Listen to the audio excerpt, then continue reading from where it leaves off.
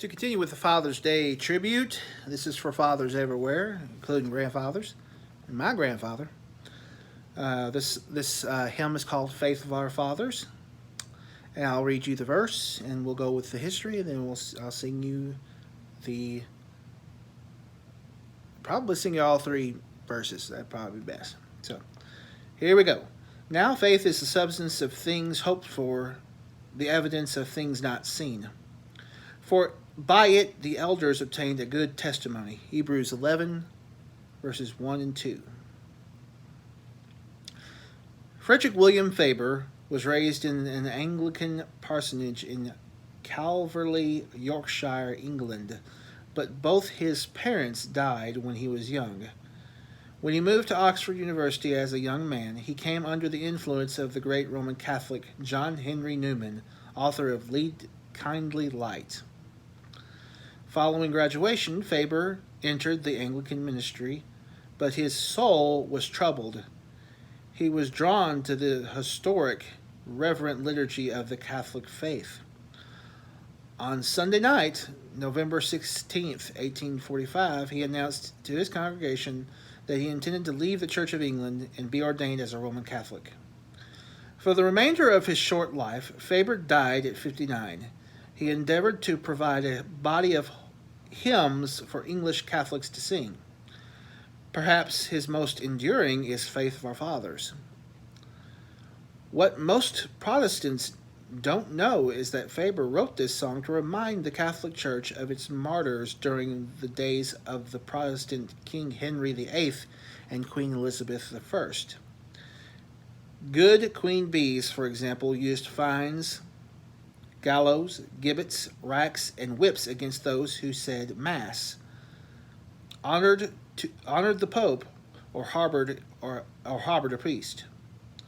Often in the middle of the night, thugs would burst into Catholic homes and drag them away to be scourged, fined, or seared with glowing irons.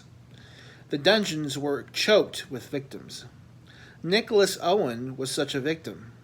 Probably a builder by trade, Owen designed countless hiding places for endangered Catholics. He hid them in secret rooms between the walls and under the floors. He hid them in stone fences and in underground passages. He designed nooks and crannies that looked like anything but hiding places. When Nicholas was at last betrayed, he was dragged to the Tower of London, and his arms were fixed to iron rings. There he hung for hours, his body dangling. Weights added to his feet increased the suffering. The tortures continued until March 2nd, 1606, when his bowels broke in a terrible way. He passed to his reward. It was for these Catholic heroes martyred at the hands of so-called Protestant monarchs that Faith of Our Fathers was originally written. Now, of course, this great hymn reminds us of all noble sacrifices made by those in every branch of the Christian family who have passed on their faith to us, in spite of dungeon, fire, and sword. This comes from the book of Then Sings My Soul by Robert J. Morgan. Very good book. Very good book to read. I highly suggest you buy it. Here I will be singing it for you now. Faith of our fathers, living still, in spite of dungeons, fire, and sword.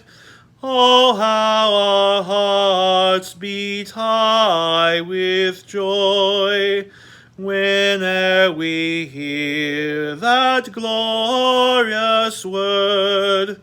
Faith of our fathers, holy faith, we will be true to thee till death.